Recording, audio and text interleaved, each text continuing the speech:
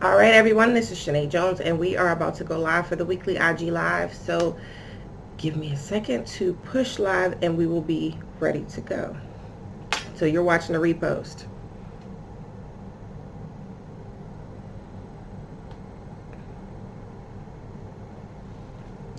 Hello, everyone. My name is Shanae Jones, and this is KNKY, which stands for Know the New Kinky You. I am a certified sex coach, and what that means is I have been trained to work with individuals and couples to help go over any questions, issues, goals that you are trying to achieve as a person who wants to have a gratifying sex life. So I want you guys just to as far as the format goes, I am live here, but I'm also recording. So because the stories only last 24 hours, I find that it's better to record it so that we can repost it, but the repost will be on YouTube. So if you have not yet subscribed to the YouTube channel, please feel free to do so.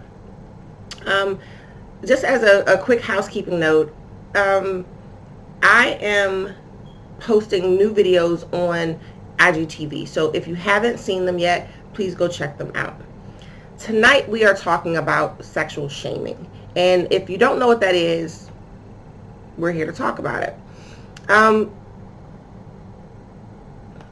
a perspective of, as much as sex is intended to be something that is enjoyable, is pleasurable, for some of us it is not as gratifying as we would want it to be. It can create feelings of shame and remorse and regret, and it can be difficult for some of us to talk about it. And what is interesting is that what you do is you ask yourself, am I the only one that feels this way? Am I the only one that goes through this? And the answer is no, you're not the only person that feels these feelings. There are a lot of people that go through it, and it's a good benefit to try to understand why, if you are impacted by feelings of shame regarding sexuality and sex. Working with someone like me, as with a sex coach, is a step in the right direction, because what you're able to do is work through those issues. And again, I'm not a therapist, I'm not a licensed therapist. What I am is a coach. So we work together to kind of identify those issues and then try to create a plan to mitigate it, right? So just know that there is help if you are a person that is experiencing this. So let's see. Women, as an example, who are pre-orgasmic primary, that means that they cannot achieve an orgasm with their partner or with themselves through masturbation. And typically what has happened is that these women have never had a whole lot of experience with masturbation, so they do not know how to pleasure themselves. They haven't learned the skills. And when that happens, what we do is we feel inhibited. So the next series, so again, I mentioned the IGTV. The next series that we're going to do is going to talk about sexual education, comprehensive sexual education with young people, children and adolescents, so that we as adults, we as parents, can find ways to not extend this bad behavior of sexual stigma onto the next generation. We're gonna be the ones to stop it, right? Being sex positive is something that, again, a lot of people are not used to, but it is something that we need to embrace so that we don't carry the same cycle of negativity towards the next generations.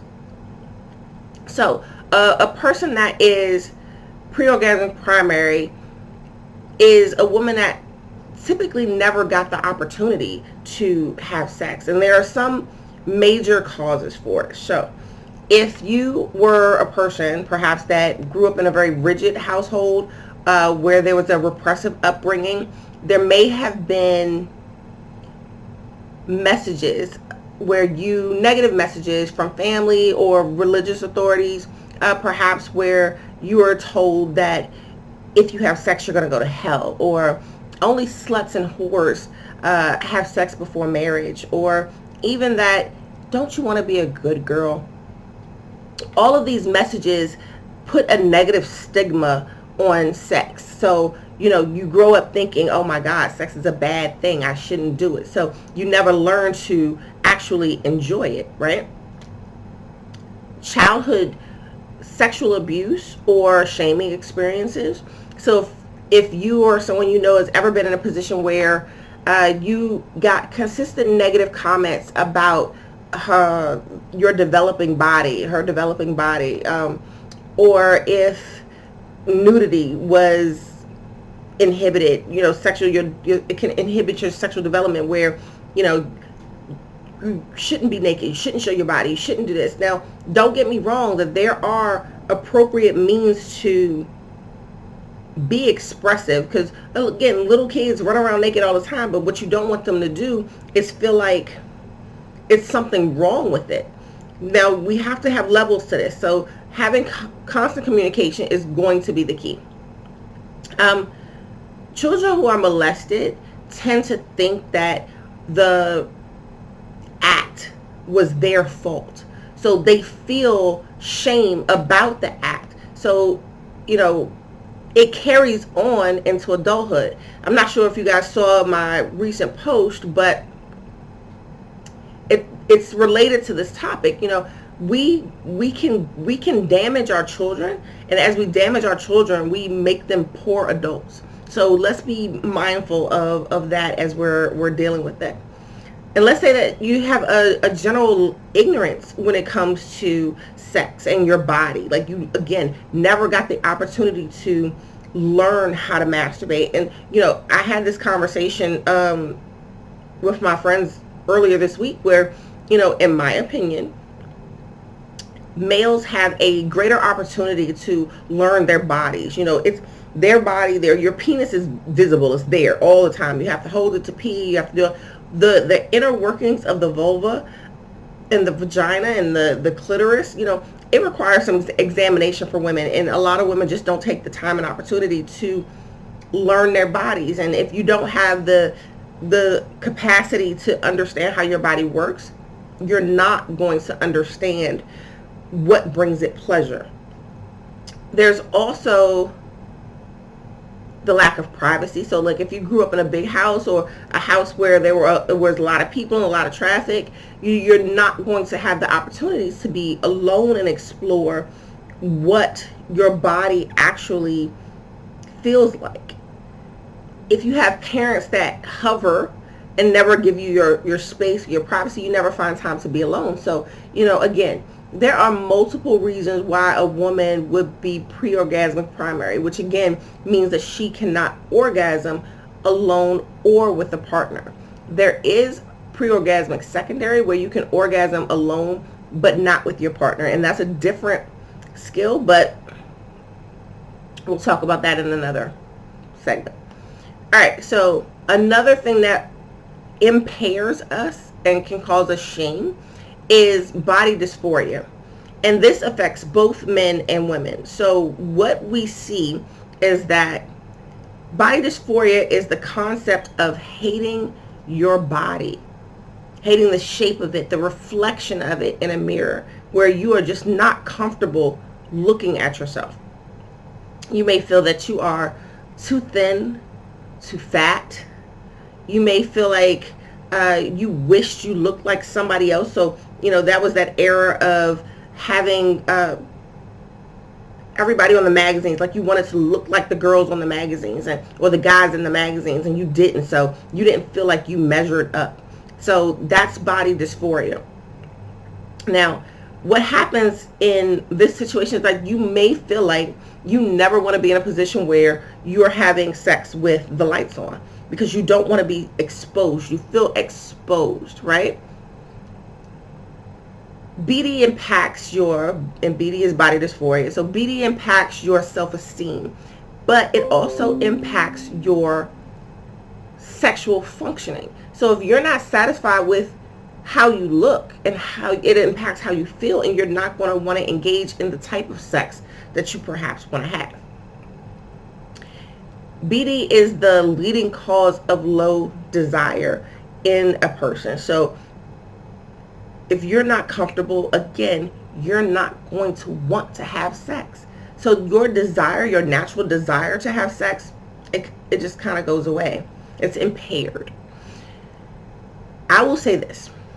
Beauty is in the eye of the beholder, right? We all have things that we want to change about ourselves. There's probably not one person out there that doesn't want to change something, whether it's, and this is where cosmetic surgery has been such a booming business, because if you think your breasts are too small, you can get breast implants. If you think your ass is too small, you can get ass implants or injections. You can shape your body the way you want it to be with enough money. However, I want to give a quick shout out to Meghan Trainor and Lizzo, who are, amazing artists, who came out and said, you know what, I'm not the skinny girl. I'm not going to be the one that is like Cardi B or Nicki Minaj, where, they have the hourglass figures, or no, they're not that, but they own their shit. They own it. And they are sexual beings, and they are beautiful women. And beauty is something that comes from within. It's not something that you have to put on display, because again, everything isn't for everybody. I promise you, everything isn't for everybody. Ladies love Cool James. Most men probably think, oh, the physique is something that a lot of women want, but I promise you, Heavy D got a lot of women, right? So it's not about necessarily the physicality of your look. It's more about how you feel about yourself and how you portray that persona. So if you feel like you have issues with body dysphoria, it's understand that it's in your head. You have to project what it is that you want to be and how it is that you want to feel. Nobody else has control over that but you.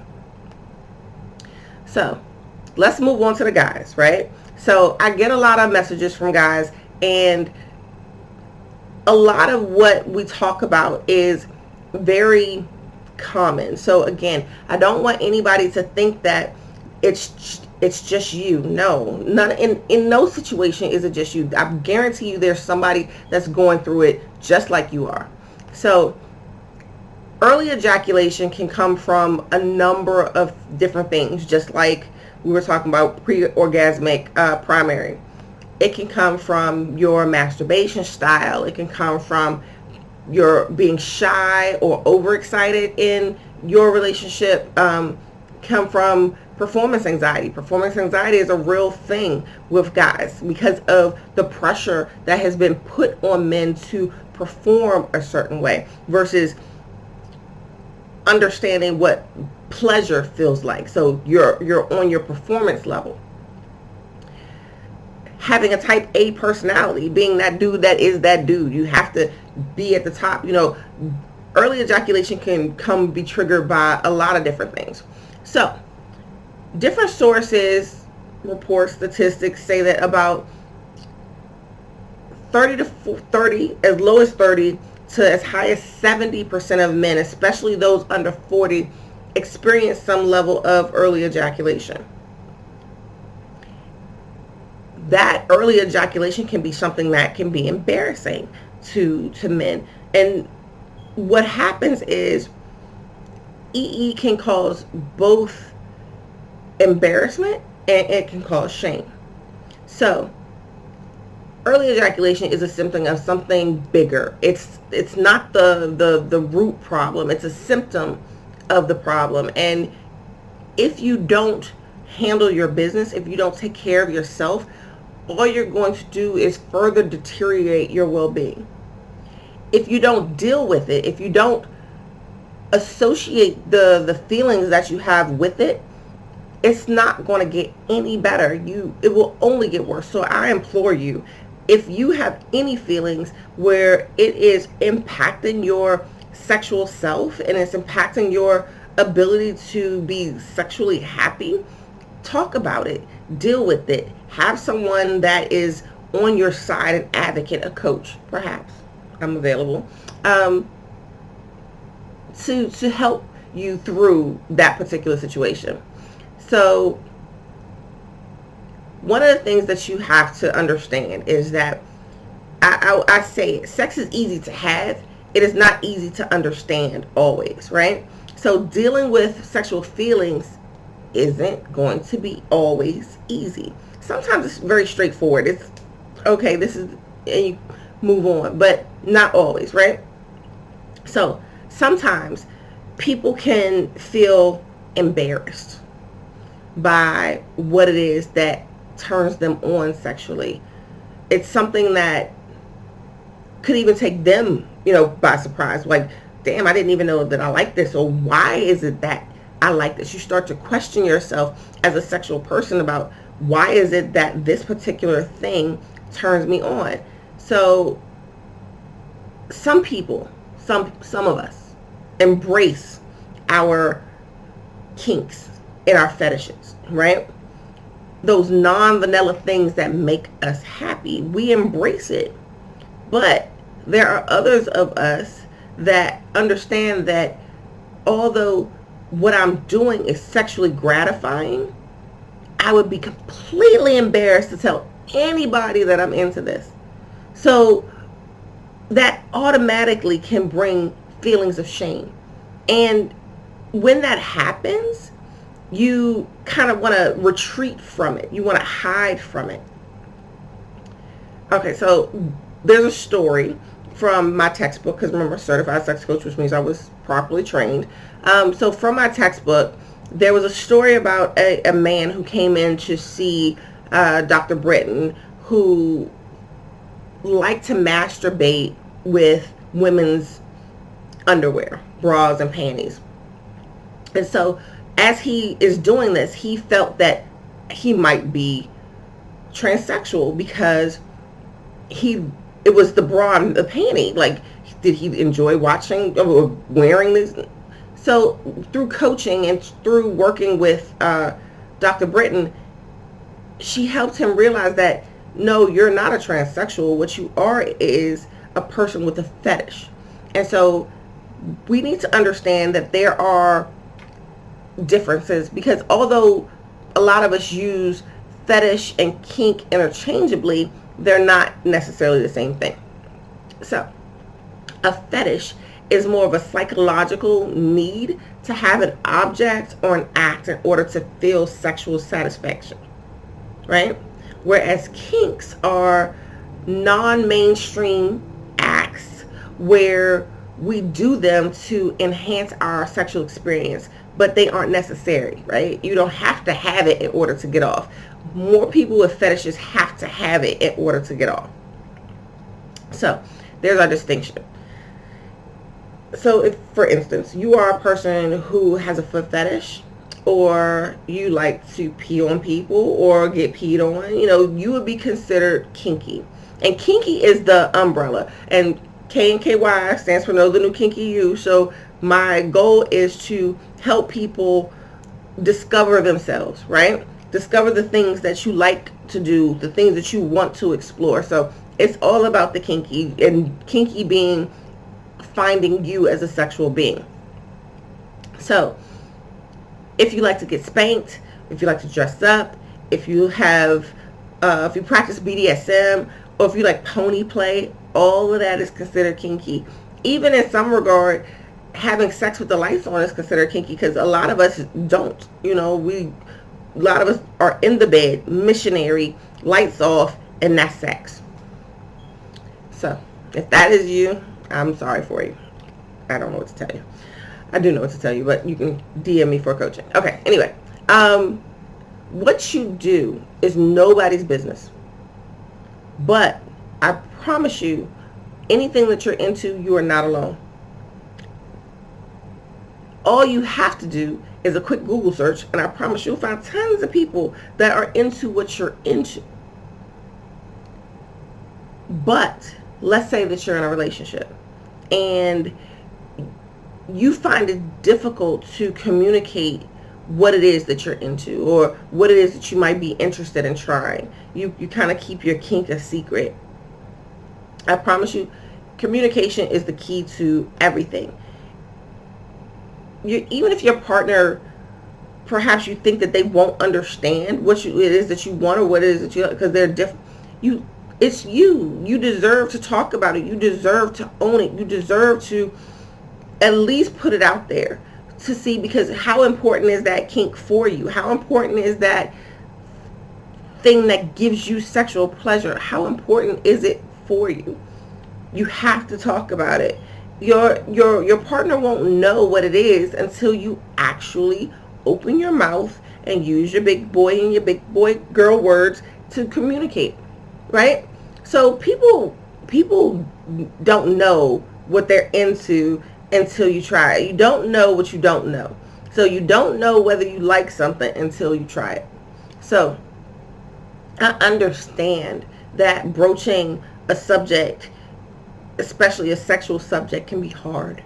It can be something that is difficult. You don't understand how someone will react to you, right?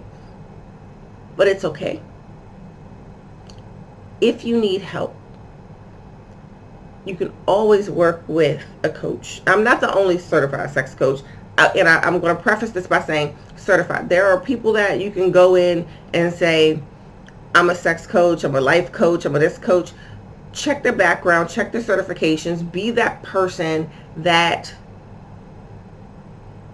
puts your time, your values, and your money in good hands. So make sure that they are certified. Anyhow, this has been our Wednesday night. I am Shanae Jones, and this is KNKY, sorry. That stands for Know the New Kinky You. Follow me across all social media. Again, if you get a chance to watch the live, great. If you don't get a chance, it will be reposted on YouTube. I'm not going to do the repost of the IG lives on Instagram because I want you to go to YouTube. So go to YouTube for these, but be on the lookout for the IGTV. So I have a new series that I'm developing. Those will be posted soon. Please visit the website, www.doyouknky.com. I'm a coach. All of the services that I provide are there. If you have any questions, always feel free to DM me. If you are interested in coaching and have questions or concerns, feel free to send me a message and I will do my best to take care of you. I appreciate you and all that you do. I hope that you have a great rest of the week. Happy hump day, and I will see you again next week. Bye.